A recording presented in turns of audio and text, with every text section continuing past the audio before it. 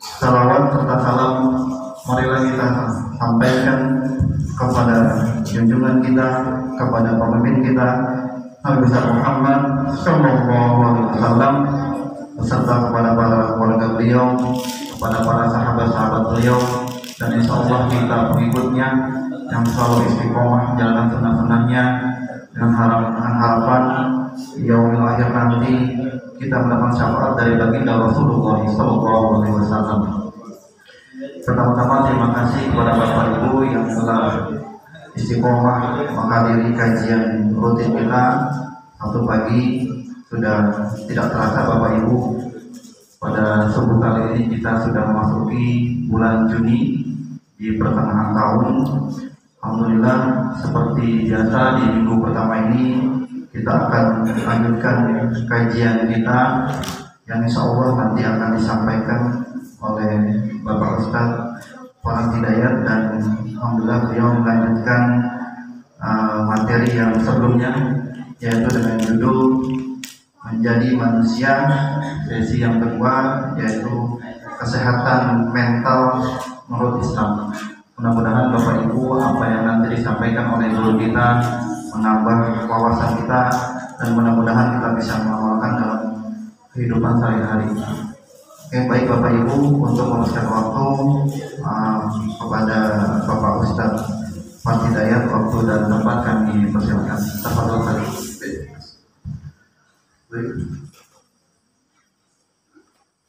Assalamualaikum warahmatullahi wabarakatuh.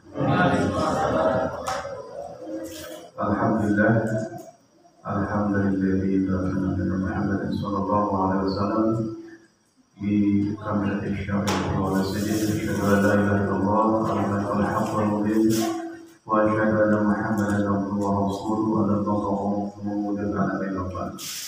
Alhamdulillah, segala puji dan syukur marilah kita panjatkan kepada Allah Subhanahu wa taala. Salat dan salam semoga senantiasa terlimpah curahkan kepada junjungan kita Nabi Muhammad sallallahu alaihi wasallam.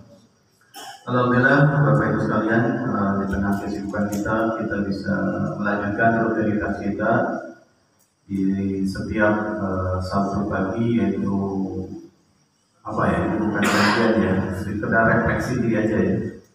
Jadi kalau yang pantas memberikan kajian-kajian itu tentu saja ulama-ulama besar, kiai-kiai yang mumpuni di dalam bidang ilmunya masing-masing. Tapi seperti yang kita sepakati, kita ini sistemnya lebih ke refleksi pribadi ini. Jadi setiap manusia itu kan mencari makna hidupnya sendiri-sendiri. Salah satu cara mencari makna dalam hidup itu adalah dengan memahami agama. Dan ketika itu sudah masuk ke dalam jiwa-jiwa masing-masing, maka setiap orang itu punya refleksinya sendiri tentang agamanya. Oleh karena itu, Bapak Ibu semuanya berhak berbicara di tempat ini ya, untuk menceritakan apa pandangan dirinya terhadap dunia dan kehidupan setelah dunia. Jadi semuanya bisa.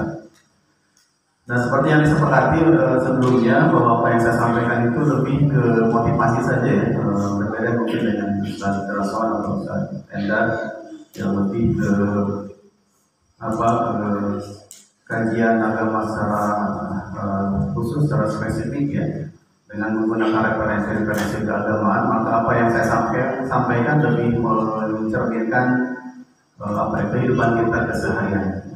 Nah, Bapak Ibu, sebelumnya kita bicara tentang bagaimana menjadi manusia itu adalah pertama bahwa untuk menjadi manusia yang punya nilai dan makna itu adalah yaitu dengan cara harus sehat mentalnya terlebih dahulu, fisiknya terlebih dahulu. Nah, itu sudah kita bahas sebelumnya. Nah, sekarang kita masuk pada sesi yang kedua, adalah ketika kesehatan secara fisik sudah kita dapatkan, maka yang harus kita telah dan kita juga tingkatkan adalah kesehatan mentalnya. Dan ini menurut para ahli psikologi sendiri sih, banyak di antara kita itu kalau sakit fisik kelihatan nggak Pak? Kerasa nggak? Banyak ya. Kalau kita sakit kepala berasa, kalau pegel habis jalan jauh berasa. Kalau ada penyakit yang tumbuh di dalam fisik kita itu semua orang bisa merasakan. Dan dia segera punya alternatif menyembuhkannya, itu datang ke dokter. Tetapi kalau seseorang itu punya penyakit di dalam dirinya itu kadang-kadang orang itu merasakan tetapi tidak tahu harus berbuat apa,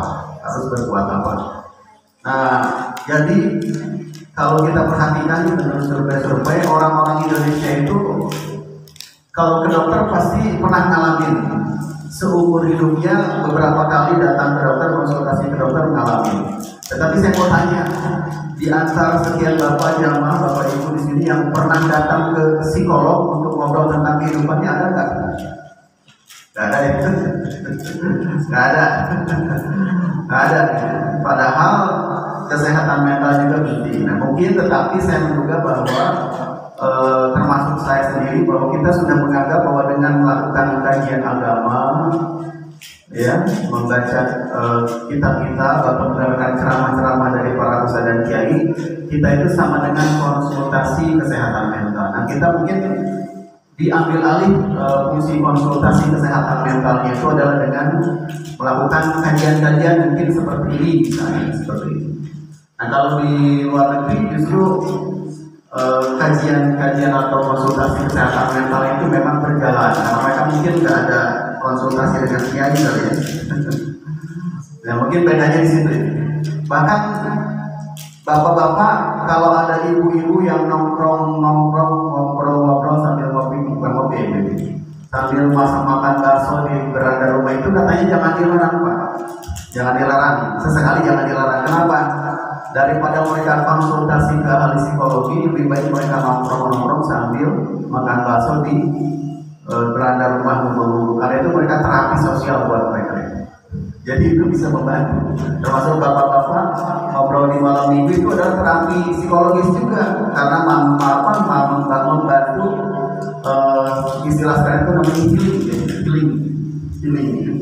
Misalnya di weekend itu membantu bagaimana meningkatkan kesehatan mentalnya, daripada lari ke psikolog bayarnya mahal-mahal, lebih baik ngobrol-ngobrol. Cuman biasanya kalau tanpa kontrol itu ujung-ujungnya bisa jadi masalah mental dan masalah sosial yang lebih baru lagi. Jadi harus ada kontrol.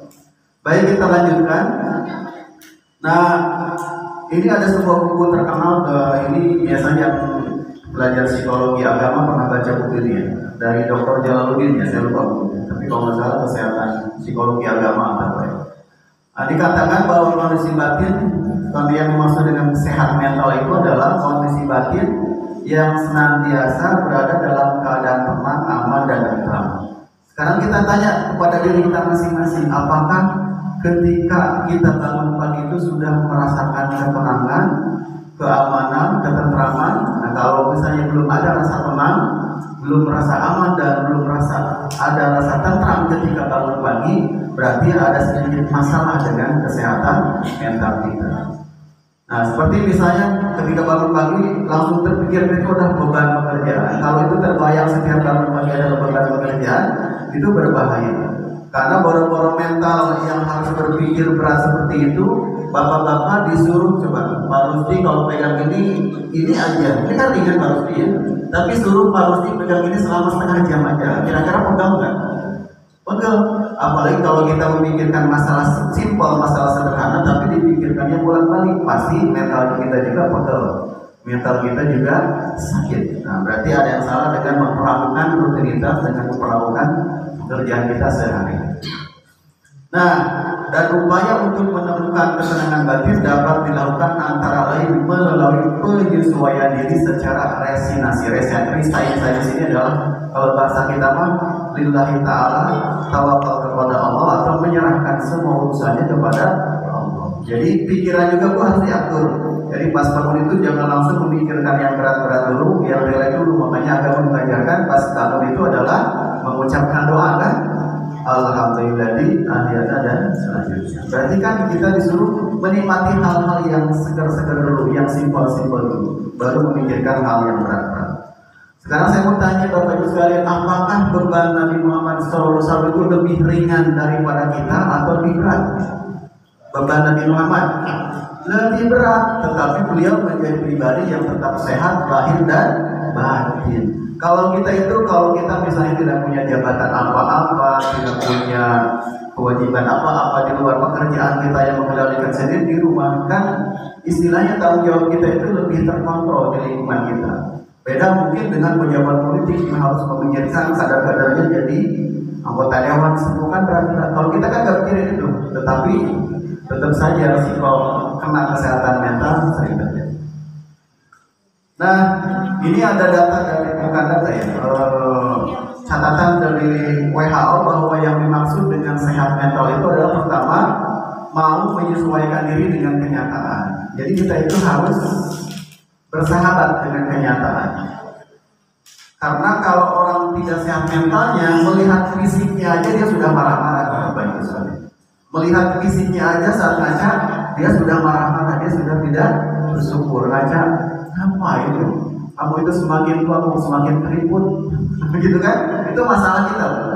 Seperti yang pernah kita bahas sebelumnya bahwa ketakutan di antara kita itu kalau ibu-ibu misalnya takut kulitnya menjadi keriput, kalau bapak-bapak biasanya takut rambutnya semakin rontok, semakin rontok.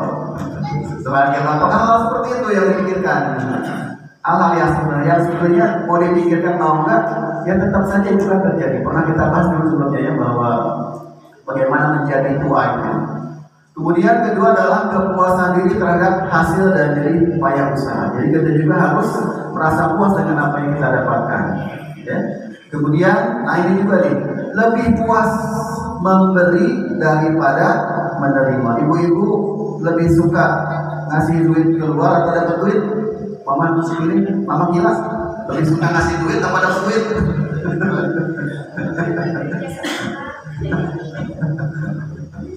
Lebih suka ngasih duit apa dapat duit? Rata-rata lebih suka nerima kan? Nah, di sini dibalik harus lebih suka memberi. Katanya kalau saat kita memberi itu mengeluarkan hormon apa? Endorfin atau apa namanya? Jadi itu hormon yang kalau kita memberi itu ada hormon yang menenangkan. Itu sama dengan hormon yang dihasilkan oleh coklat. Makanya disebut coklat itu sebagai apa tuh? Makanan penuh kasih sayang karena di situ ada unsur menenangkan, mendamaikan. Katanya sih. Jadi ada hormon seperti itu. Jadi sering-sering lagi. Selanjutnya adalah bebas dari rasa gelisah dan cemas. Nah, ini kita banyak yang kena dengan nomor 4 ini. Jangankan bapak-bapak yang pekerjaannya berat, ketua DKM aja kalau pikirnya nggak bebas, bisa rasa tiap hari si AC baru 3 gitu. Kapan tiba-tiba Pak luar biasa ya, transfer uang, beres. Apa sih?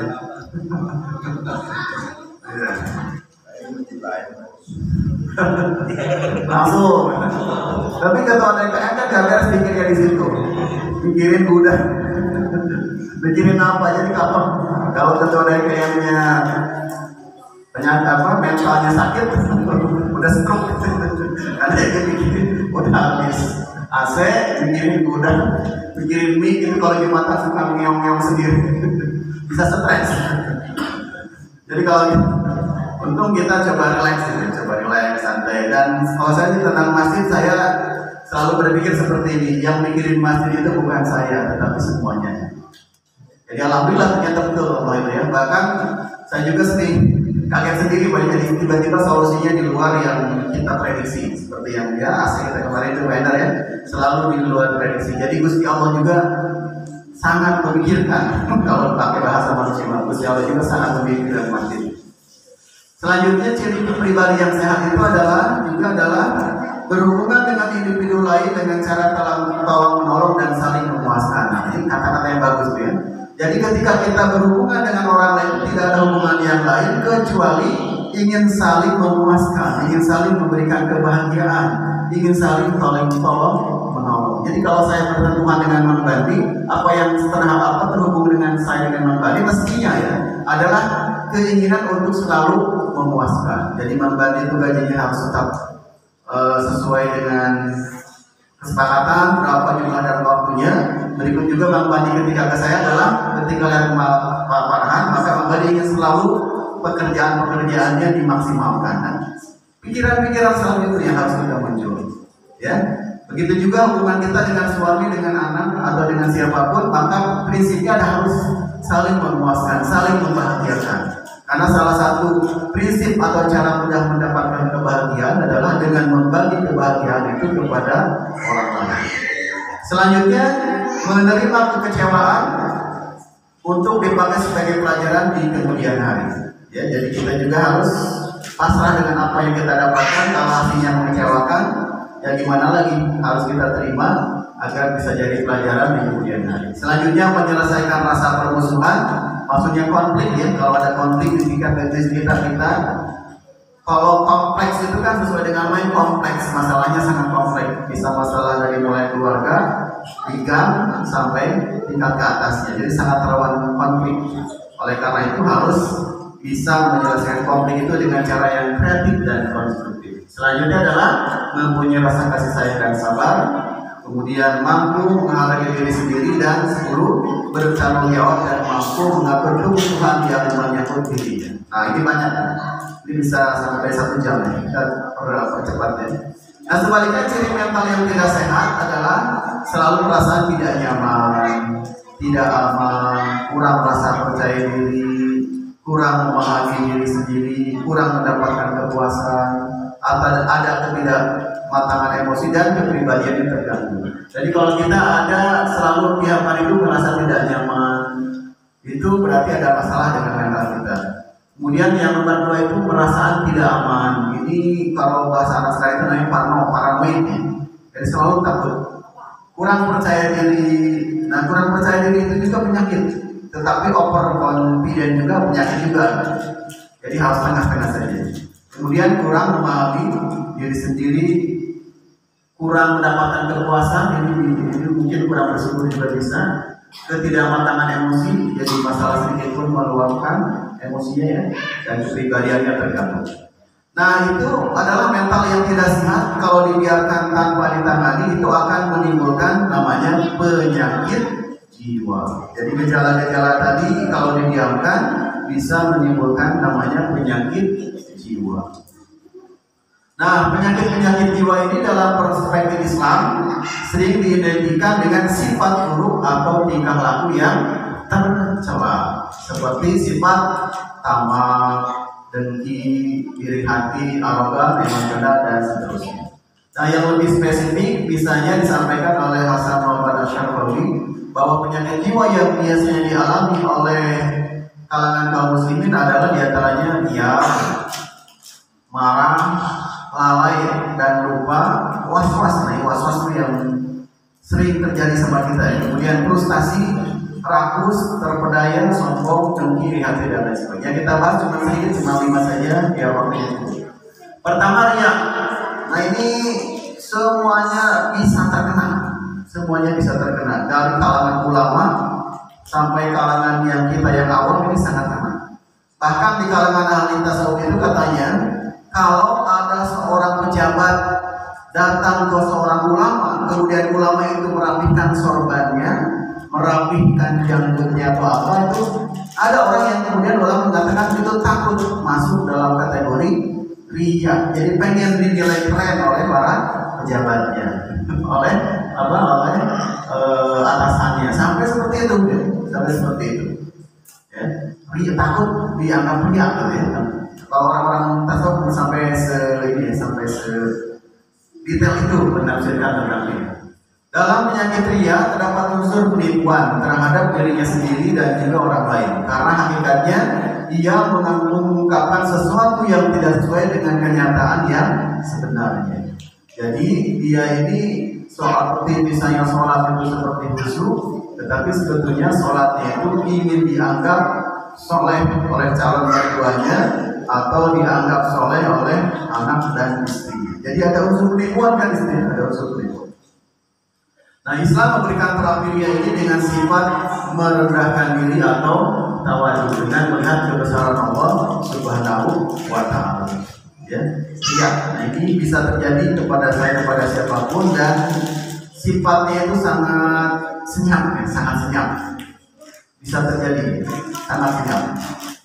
Selanjutnya yang kedua, penyakit jiwa yang mungkin muncul di antara kita semua adalah ini yang paling sering terjadi, ya, marah. Pada hakikatnya marah adalah memuncaknya panik. Nah, jadi orang marah itu sebetulnya lagi panik dia.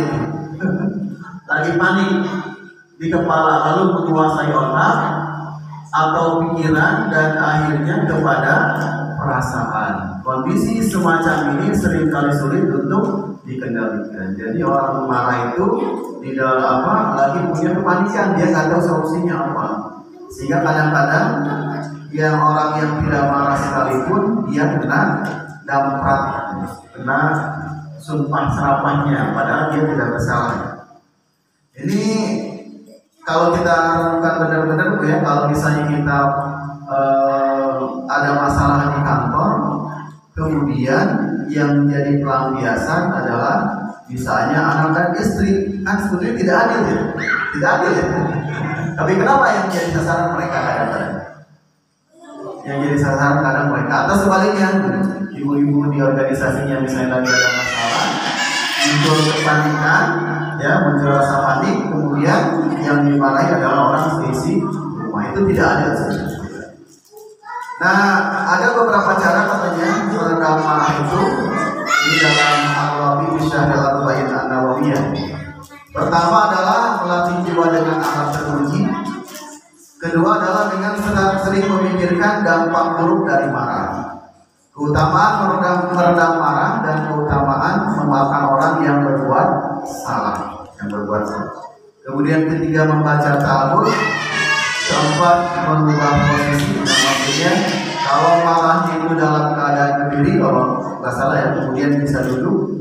Kalau marahnya dalam keadaan duduk, cari posisi untuk berbaring. Kalau misalnya sudah nggak hilang juga ya ambil duduk kemudian sholat. Atau kalau marahnya lagi berbicara maka berhenti dulu. Banyaklah terapi marahnya. Ini anak-anak tahu ini gambaran mana-mana? Apa kami gambar ini? Ini gambar apa? Kamu nonton kartun terus. Ini siapa? Asga, ini siapa? Hah? Ini jemaah, ini paparan Pak Hari waktu SMP. Ini Naruto kalau ngapur keluar ini. Kami ini tinju apa kami? Oh tahu. Ini namanya tinju Kurama. Jadi kalau Naruto kalau ngamuk, yang keluar ini. Nah sama Pak, kita ini juga itu kalau ngamuk, kita ini keluar setannya kayak gini. Cuma beda setannya. Jadi kalau pakai bahasa Naruto, kita ini adalah para Jinchuriki Mas. Jinchuriki, orang-orang yang menyimpan monster di dalamnya kemudian disegel gitu kali ya. Jadi dalam film kartun dulu di Naruto itu kita ini adalah orang yang punya potensial jadi monster semua. Cuman kemarahan kita itu disegel dengan hati nurani. Kalau di dalam film Naruto disegelnya dengan jurus. Kalau kita dengan hati nurani dan kita bisa mengeluarkan monster apapun yang kita inginkan, ya, kalau bilang itu bahayanya hawa nafsu, karena kita punya hawa nafsu, jadi bisa jadi monster apapun. Asal disegelnya harus dengan iman dan takwa. Selanjutnya adalah penyakit berikutnya ini yang masya Allah ini susah kita hindari juga adalah lalai. Nah lalai itu seperti kita menganggapnya bukan penyakit, ternyata dia adalah penyakit jiwa, Bapak Ibu sekalian. Lalai, sengaja melupakan atau menunda-nunda, termasuk menunda-nunda mungkin sholat. Kalau misalnya kita nggak ada pekerjaan yang mepet-mepet, kan sebetulnya ngapain ditunda-tunda ya? Kecuali misalnya Pak Endar lagi sibuk di loteng gitu ya, beliin apa? Atau saya lagi ngecetor pas Sabtu Asar ini pelepotan, kan susah itu, susah waktu untuk waktu. Tapi kalau kita tidak ada alasan untuk melalaikan misalnya sholat, ya itu penyakit berarti, penyakit. Kecuali memang ada pekerjaan yang susah kita lepaskan, kita tinggalkan, ya berarti itu bukan lalai, tapi memang repot. Tetapi lalai itu kewajiban itu sebenarnya sangat bisa kita laksanakan, tetapi kita sengaja menunda-nundanya akibat malas. Nah, lalai adalah sifat meremehkan, menunda-nunda kewajiban yang menjadi tanggung jawab. Sifat ini adalah penyakit berbahaya yang bisa menyebabkan kerusakan, baik secara individual ataupun sosial. Jadi kalau orang itu tidak samsek kalau bahasa Jawa itu kelamar klenger ya, beda. Kelamar klenger. Kalau orang itu sifatnya ya nggak gesit gitu ya, pasti dia itu secara individual akan rugi. Kenapa? Dia tidak akan dianggap baik pekerjaannya oleh pimpinannya, oleh atasannya. Juga bisa membahayakan secara sosial. Kalau dalam sebuah organisasi yang diberi tugas, misalnya seksi tertentu, divisi tertentu itu lalai, maka yang menjadi korban itu adalah organisasi yang menjadi tanggung jawabnya. Ini bahaya. Mengapa? Lalai ini berbahaya. Lalai ini berbahaya. Dan biasanya kalau di perusahaan itu ada divisi yang namanya HRD yang menilai apakah karyawan ini satset atau kelamar klemer. Biasanya ada divisi ya, di review tiap tahun atau semester, dan itu dilaporkan kepada manajer. Ada sebuah syair Arab yang mengatakan wala tarji amal yaum ila al-ghad la'alla ghadan ya'ti wa anta faqid. Janganlah engkau menunda-nunda amalan hari ini hingga besok. Seandainya besok itu tiba, mungkin saja engkau akan kehilangan. Ingat dulu Pak ya, kalau kita punya buku catatan, buku tulis di SMP, STSM itu ada tulisan di bawah itu, jangan menunda-nunda. Salah deh ya, baca buku, kemudian ada kata-kata di bawahnya, jangan menunda-nunda. Kata bijak. Ternyata ini kebijakan orang tua dari dulu. Selanjutnya adalah keempat adalah, nah ini juga nih, frustasi. Nah kalau kita mungkin, kadang-kadang suka muncul, tetapi kan turun lagi ya. Frustasi atau putus asa. Jangan frustasi atau putus asa. Ini juga penyakit. Munculnya perasaan ini biasanya ketika seseorang berhadapan dengan macam-macam cobaan dan persoalan hidup yang bertolak belakang dengan keinginan, maksudnya nafsu. Sifat tersebut sangat dicela oleh agama. Ya kecewa sedikit wajar, tetapi kalau frustasi sampai putus asa, jangan sampai. Karena dalilnya sangat jelas ya. Sangat jelas dalilnya, wala ta'asul bi rahillah innahu la yasbi rahillah illa al-qawmal kafirun. Sesungguhnya ya, hai anak-anakku, pergilah kamu ini ada aja. Maka carilah cerita tentang Yusuf, berita tentang Yusuf dan saudaranya, dan jangan kamu berputus asa dari rahmat Allah. Sesungguhnya dia ada berputus asa dari rahmat Allah atau berputus asa dari rahmat Allah. Tidaklah berputus asa suatu kaum dari rahmat Allah melainkan kaum yang kafir. Kalau kita berputus asa dari rahmat Allah, maka kita sama saja di dalam golongan orang yang kafir. Nah ini was-was. Para ulama memandang bahwa penyakit was-was merupakan akibat dari bisikan hati dan adanya angan-angan keduniaan yang didasarkan pada hawa nafsu dan kesenangan duniawi. Jadi karena kebanyakan melamun, maka dari lamunan itu kan banyak hayalan ini, hayalan itu, maka pikiran kita banyak cabangnya. Kalau dalam perspektif Imam Ghazali, banyak cabangnya, sehingga ketika terlalu banyak cabangnya, maka bisikan-bisikan itu juga semakin banyak masuk ke dalam otak kita. Penyakit was-was juga merupakan penyakit yang muncul akibat gangguan setan. Nah, setan mengobarkan hawa nafsu dan membuat seseorang meragukan agamanya. Jadi tentang, kalau kita baca-baca tentang skizofrenia atau penyakit gila, salah satunya itu adalah adanya was-was atau bisikan-bisikan. Sehingga ketika kita lihat orang gila itu kan ngomongnya meracau, kesana kemari melambungkan, itu terlalu banyak pikiran yang masuk atau bisikan-bisikan yang masuk. Nah, bila was-was ini dibiarkan berlanjut, maka dapat menimbulkan namanya OCD, bukan COD itu. Kalau OCD apa? Obsessive Compulsive Disorder. Kalau COD?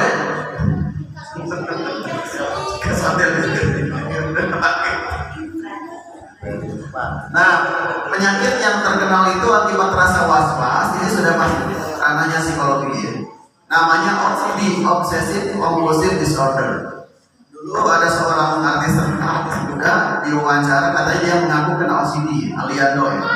Jadi dia itu katanya kalau melakukan sesuatu harus berulang-ulang, harus diulang-ulang lebih dari 3 kali. Ya. Itu salah satu gejala dari OCD, Obsessive Compulsive Disorder. Nah ini Obsessive Compulsive Disorder adalah gangguan mental yang mendorong penderitanya untuk melakukan tindakan tertentu secara berulang-ulang. Tindakan tersebut dia lakukan untuk mengurangi kecemasan dalam pikirannya. Contohnya apa? Ini kalau dia sudah menyentuh sesuatu yang kotor, bagi orang yang kena OCD itu nggak cukup mencuci tangannya sekali. udah pakai sabun, yang pertama, yang kedua pakai apa lagi? Pakai hand sanitizer, yang ketiga pakai air bersih. Habis itu udah mikir lagi, balik lagi, cuci lagi, terus begitu. Disuruh pulang, karena dia merasa selalu bisikan belum sempurna. Di tempat lain ini mengenai siapapun, kena siapapun. Karena ini mengenai atau kena pada anak remaja rata-rata usia 1 sampai 17 tahun. Ketika pikirannya lagi aktif banget. Nah, di saya dulu ada seorang santri yang sekarang sudah jadi ustaz. Dulu itu kalau beliau wudu itu terkena sarpam. Dulu kan wudu itu bahasa tidak pakai kan ya, tapi langsung dari empang gitu. Itu wudu itu sampai dikukuk satu empang sampai matanya sampai merah, berulang-ulang sampai setengah jam. Nah, itu namanya OCD, itu sudah parah OCD. Nah, kalau kita memang mengecek itu berubah, tapi harus pakai batasan. Misalnya ngecek atau melakukan pengulangan itu cukup 1 sampai 3 kali. Kalau 3 kali, lebih dari 3 kali itu namanya penyakit. Contohnya, kalau kita kunci pintu pagar, suka dicek lagi nggak? Mestinya dicek kan? Cek sekali lagi atau paling maksimal 3 kali. Tapi kalau bolak-balik kunci pintu pagar, ngecek pintu pagar itu sudah OCD namanya. Kalau terus pikiran kadang kita jangan ngalamin. Allahu Akbar takbiratul ihram 1 kali. Kemudian tadi kayaknya lupa bacanya mestinya zuhur ini asar. Nah, itu memang wajib kalau salah dicek. Tapi kalau sudah lebih dari 3 kali, 4 kali, 5 kali, itu penyakit OCD. Sering itu di dalam masjid-masjid kita menemukan itu ya. Kadang-kadang saya juga sekali 2 kali begitu. Kali kadang ngelamun gitu. Oh, ini kan asar kok itu zuhur. Itu salah, itu perlu diulang. Tetapi kalau merasa kita salah terus, nah itu nama OCD, obsessive compulsive disorder. Nah, ini ada. Nah, kita cek apakah kita punya penyakit ini atau tidak. Ya, ini rentan terjadi. Nah, kalau makannya berulang-ulang pasti itu lapar banget.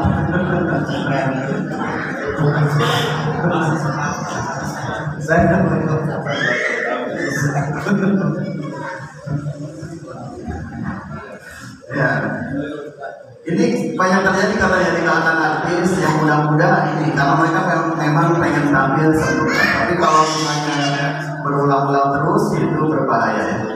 Misalnya cuci tangan, ini cuci pintu kan, kemudian ngecek checklist, apalagi gitu. Kemudian hitung bolak-balik gitu ya, sampai berulang-balik.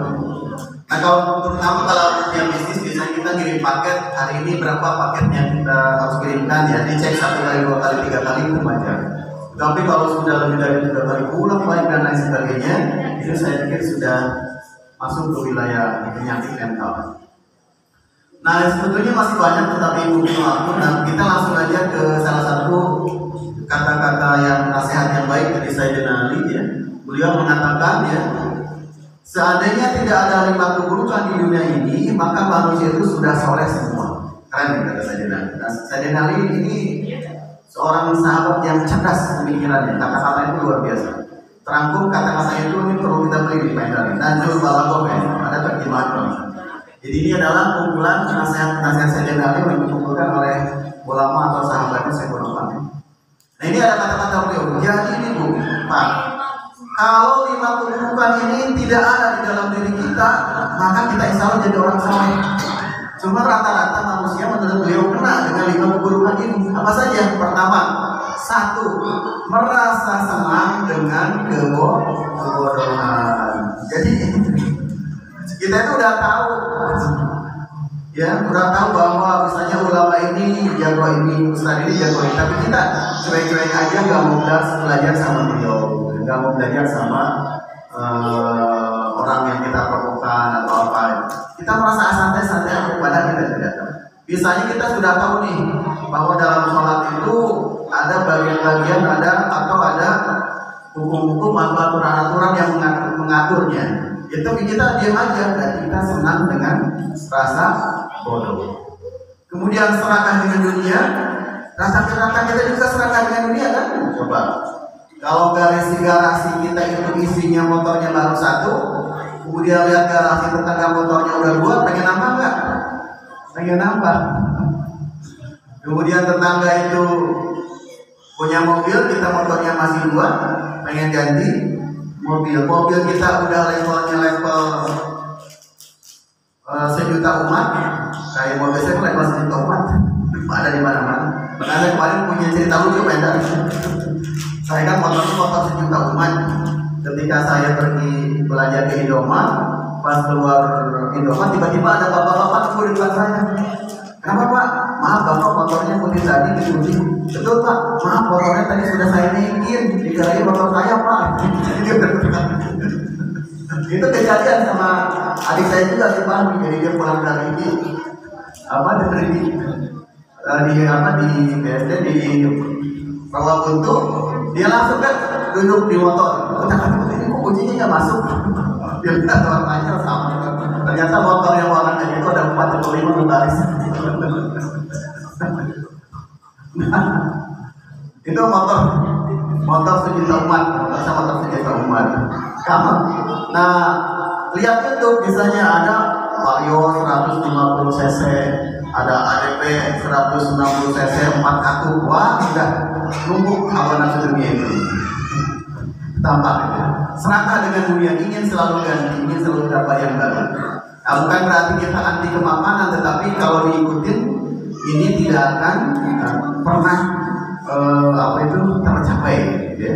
Selanjutnya kikir dengan kelebihan harta, ria dalam beramal soleh dan membanggakan diri. Nah ini kata Sayyidina Ali penyakit-penyakit yang sering muncul di umat-umat Islam sehingga akan menjauhkan dirinya dari kesalehan, dari ketakwaan. Kita lanjut Bapak Ibu. Nah ini selanjutnya, ya selanjutnya ini 6 menit lagi. Berapa nih? Berapa? Jam sampai jam 6 ya? Udah Pak? Oh 6 menit lagi berapa ya? Kemudian yang terakhir adalah, nah ini Pak, kita tidak harus pergi mungkin ya, tidak harus pergi ke psikolog atau ke psikiater. Coba kita maksimalkan ibadah kita keseharian kita agar kita terhindar dari penyakit-penyakit jiwa tadi. Yang pertama adalah ya dengan memaksimalkan ibadah sebagai psikoterapi. Jadi kita jadikan ibadah yang kita lakukan itu terapi buat penyakit-penyakit jiwa kita ini. Mulai dari sholat, zikir, baca Quran, sahur dan termasuk haji dan umroh. Ya, pertama adalah kita coba cari ya manfaat sholat. Tentang sholat, kalau sholat itu kita maksimalkan, maka fungsi sholat itu bisa mengalahkan fungsi-fungsi dari yang dilakukan oleh para selebriti, yaitu yoga dan bukan yogi, yoga. Yoga yang begini Pak. Gini-gini Pak. Bisa sholat ini bisa mengalahkan fungsi-fungsi kesehatan kayak yoga, olahraga dan sebagainya. Bisa kalau sholatnya kita maksimalkan dari kesehatan tubuh itu. Nah selanjutnya dari spiritual dan mental. Nah, sholat menurut Ibnu Qayyim al-Jauziyah akan mendatangkan rezeki, menjaga kesehatan, gitu ya, menjaga kesehatan. Nah ada sebuah penelitian katanya mengapa ibu-ibu kalau lagi sholat kunci yang hilang suka ketemu. Kenapa? Karena konon katanya ada bagian dari otak kita itu yang berbinar, bercahaya. Ya. Jadi bagian otak kita itu yang terbuka karena rileks. Kita mau menyerahkan urusan hidup kepada zat yang maha tinggi, maka tubuh kita menjadi rileks. Sehingga kalau sudah rileks, kenangan-kenangan yang terhalang itu, memori-memori yang terhalang itu terbuka tirainya pelan-pelan. Makanya kunci yang hilang suka ketemu. Ada teman saya lagi sholat, kemudian dia ketemu kuncinya ternyata di situ, dibatalin dulu ya, ambil kunci. Karena takut ada sholat lupa lagi. Kemudian mencegah penyakit dan mengusirnya, menguatkan hati, mencerahkan wajah dan membahagiakan jiwa dan melenyapkan kemaksiatan. Bahkan ada sebuah perumpamaan yang bagus dari Nabi kita ya, dari Nabi Muhammad SAW. Jadi sholat itu diibaratkan dengan mandi. Di depan kita itu ada sebuah sungai dan kita mandi di sungai itu 5 kali sehari. Tahukah kalian seandainya ada sebuah sungai di dekat pintu salah seorang di antara kalian, lalu ia mandi dari air sungai itu setiap hari 5 kali, apakah akan tersisa kotorannya walaupun sedikit? Hadis Bukhari sahih ya. Para sahabat menjawab, tidak akan tersisa sedikit pun kotorannya. Beliau berkata, maka begitulah perubahan sholat 5 waktu, dengannya Allah menghapuskan dosa. Nah, dosa itu kan menyebabkan ketidaktenangan. Kalau kita sholat 5 waktu, maka akan terhapus dan menunjukkan rasa tenang. Selanjutnya zikir, masih menurut Ibnu Qayyim al-Jauziyah, zikir pagi dan petang seperti baju besi. Semakin bertambah ketebalannya, maka pemiliknya semakin tidak terkena bahaya. Jadi kalau kita di medan perang mau bertempur, kita punya baju besi yang sangat tebal, baju jirah bahasa kami. Kemudian ada orang yang memanah, maka akan mantul gitu kan. Bahkan kekuatan baju besi itu bisa sampai memantulkan kembali anak panah sehingga kembali berbalik mengenai pemanahnya sendiri. Luar biasa, rajin zikir gitu. Bahkan saya kemarin di minggu kemarin sempat ngobrol dengan Pak Tommy bahwa Rasulullah itu adalah orang yang tidak pernah terputus batinnya dengan Allah. Buktinya apa? Mau mandi menyebut nama Allah, berdoa. Sampai mau tidur lagi ya Pak Tommy selalu membaca nama. Jadi pribadinya itu tidak pernah terputus dengan Allah. Sehingga ya jangan kaget kalau mental beliau sangat kuat. Selanjutnya, nih buat anak remaja nih, pilih mana? Ingat doi, bikin galau, atau ingat dia Allah yang bikin adem. Jadi zikir itu manfaat zikir menyembuhkan akan ibadah, hubungan dengan Allah semakin romantis, bikin hati peka segalanya, dan yang paling keren kalau zikir itu dapat akses VIP di langit. Jadi kalau kita zikir ini pakai bahasa mudah. Kalau kita rajin zikir maka akses VIP kita di langit punya. Melindungi dari ancaman makhluk terkutuk. Selanjutnya ini tentang Quran, saya pikir sudah banyak dibahas ya, tentang manfaat membaca Al-Quran dan lain sebagainya bisa dibaca. Kemudian manfaat puasa juga sudah banyak yang yang sudah banyak yang tahu ya. Dan terakhir, nah ini yang belum semuanya kita merasakan. Tapi kemarin saya ngobrol dengan Pak Ustaz Rasman dan Pak Hadi, ada kenikmatan tertentu bagi mereka yang melaksanakan haji dan umroh 9 hari, misalnya di Madinah atau di Mekah, tanpa memikirkan apapun, kantor kita sudah cuti, ya di situ kita tinggal nikmati ibadah saja. Nah, ini kenikmatan yang belum semua orang di masjid ini mungkin merasakan. Mudah-mudahan di minggu di hari Sabtu pagi yang berkah ini semuanya artinya Allah yang Alamin mengalami atau bisa merasakan datang ke Baitul, apakah dari bentuk haji ataupun amin ya Allah ya Rabbal Alamin. Karena bagi seorang muslim itu adalah kenikmatan tersendiri ya, kenikmatan tersendiri, dan salah satunya memang adalah rasa kedamaian, rasa ketenangan. Bahkan saya pernah nasihati seorang ini Pak Agar ya, seorang dosen senior. Jadi kalau misalnya sudah waktunya kita berangkat haji, berangkatlah. Bahkan katanya uang yang kita gunakan untuk haji dan umroh itu akan bisa berbalik kali-kali lipat. Itu haji dan umroh. Kecuali umrohnya memang bertahun-tahun beda ya.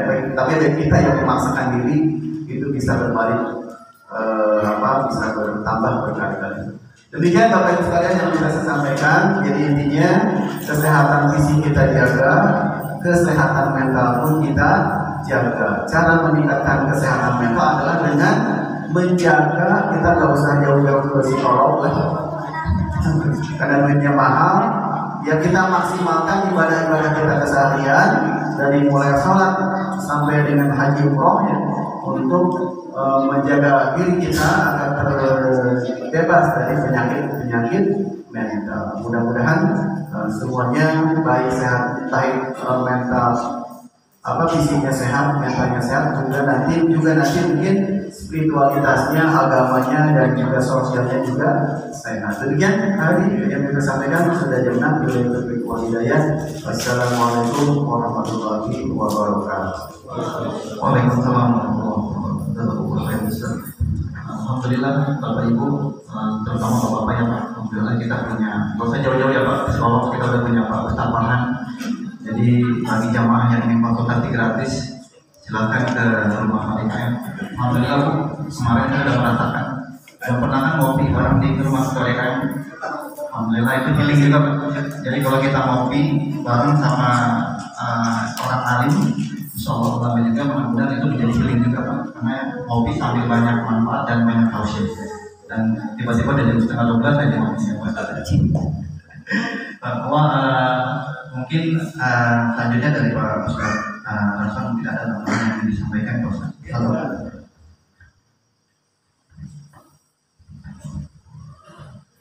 Wajib apa enggak? Bismillahirrahmanirrahim. Assalamualaikum warahmatullahi wabarakatuh.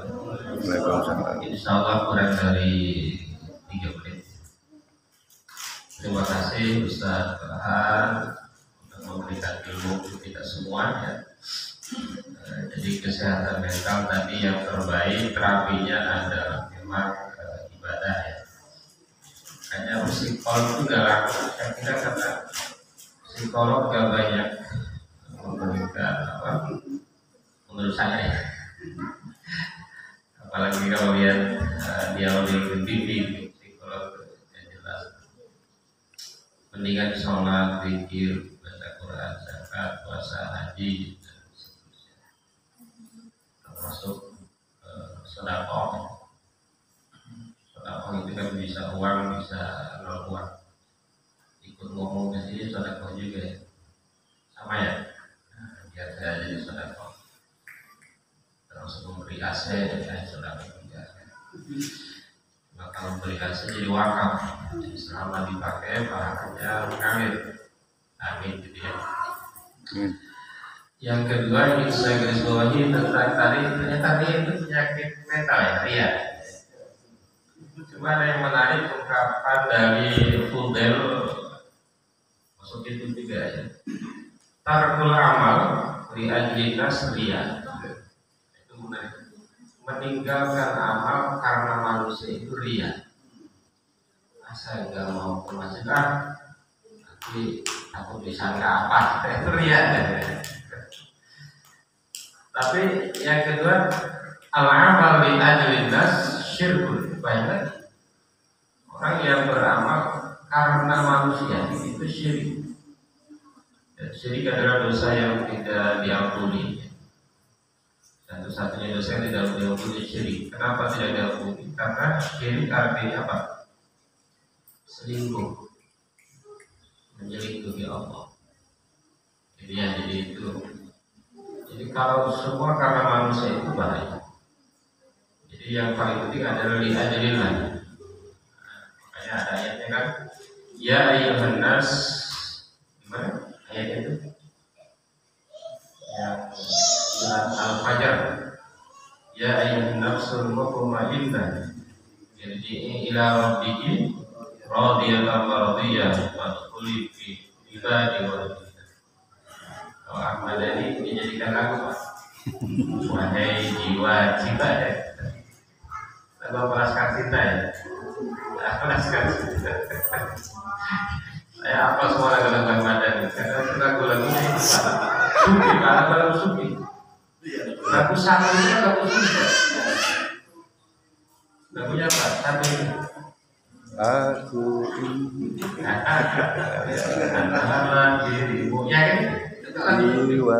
Kalau zaman dulu ulamanya sampai dibunuh pada gara-gara itu. Aku ini adalah dirimu. Cinta ini gitu ya. Nah, oke. Saya kira itu semua mudah-mudahan insya Allah yang hadir di masjid itu insya Allah sehat jiwanya. Kalau kantongnya ada yang sehat ada yang tidak, jiwanya insya Allah sehat.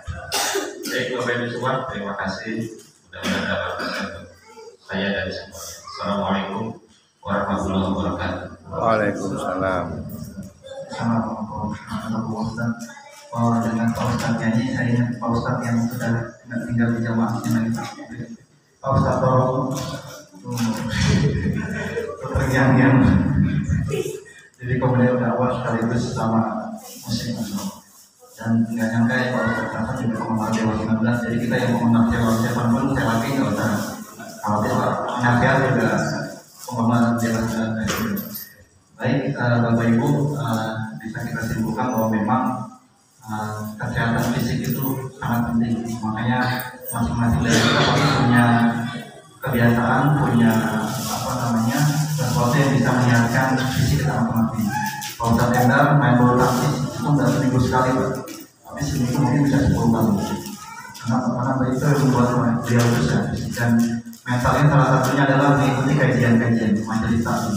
Kenapa? Karena majelis taklim itu merupakan taman-taman surga. Kajian-kajian Islam ini dinaungi oleh malaikat dan membuat kita tenang, Pak. Jadi utang BTN untuk sementara dihilangkan dulu. Uang kurban yang dikit lagi, mudah-mudahan nanti insya Allah ketemu. Yang penting lihat dulu. Masalah, bukan kita sama teman-teman kita doanya kaitan benar-benar ketemuan itu. Yang penting lihat dulu dan insya Allah nanti dimudahkan. Makanya yang penting lihat dulu. Kalau Ustaz kita lihat dulu aja Pak. Kalau dalam nanti ada bismillah. Dan memang kalau dalam healing ya Pak, dalam healing di Islam itu memang kalau saya baca Pak Ustaz menginjil itu memang semuanya kata-kata motivasi ya Pak. Jadi dalam Quran janganlah kita terlalu bersedih hati dan janganlah kita terlalu begitu gembira apa yang dapat, karena itu semua sudah tercantum di Lauhul Mahfuz. Jadi kalau misalnya kita dapat musibah jadi terbiasa. Kalau kita dapat kegembiraan yang luar biasa juga dia terbiasa, karena semua itu sudah tercantum. Dan Allah sudah mengukur juga apa yang Allah tidak akan yang sering Pak Ustaz Endar baca itu la yukallifullahu nafsan illa wus'aha. Jadi Allah tidak akan membebani kita dengan sesuatu yang lebih kapasitas kita. Jadi apa yang Allah kasih itulah sesuai dengan kemampuan kita. Jadi makanya dulu ada buku yang fenomenal ya Ustaz. Maksudnya untuk bukti bahwa kita tuh masyarakat Indonesia penuh kesehatan jiwanya penuh terganggu. Yaitu buku yang kita latah dan itu laku banget ya. Viral sampai tahun itu laris-laris kenapa itu janganlah kita bersedih. Itu kan sempat viral dan itu banyak sekali orang yang membaca membeli buku itu. Dan ciri-ciri salah satu agama yang memang kita yakini benar dalam Islam yaitu bahwa Islam itu semua diatur Pak. Dari bangun tidur, bahkan ada penjelasan ya, dari bangun tidur sampai mau tidur lagi itu semua ada doanya, dan doanya itu motivasi semua Pak. Jadi dalam artian ciri-ciri salah satu agama yang benar dan kita yakini agama semua adalah diatur semua kehidupan kita, masuk kamar mandi kaki kanan, keluar kaki kiri, semua makan tangan kanan, ada doa buat bercermin, ada buat pakaian. Jadi semua diatur oleh Rasulullah. Makanya salah satu yang selain dari Al-Quran yang kita baca juga ada implementasinya yaitu dari sifat dari Nabi Muhammad SAW. Mudah-mudahan apa yang kita dapatkan pada pagi hari ini mendapatkan ridho dari Allah Subhanahu Wa Taala. Terima kasih kepada ibu-ibu yang telah menyiapkan konsumsi, mudah-mudahan Allah membalas dengan balasan yang terbaik. Amin amin ya rabbal alamin. Baik Bapak Ibu, terima kasih. Sekali lagi mohon maaf apabila ada kesalahan. Sebelum kita tutup, marilah kita membaca doa kafaratul majlis. Subhanallahumma wa bihamdika asyhadu an la ilaha illa anta astaghfiruka wa atubu ilaik. Wa billahi taufiq wal hidayah. Assalamualaikum warahmatullahi wabarakatuh.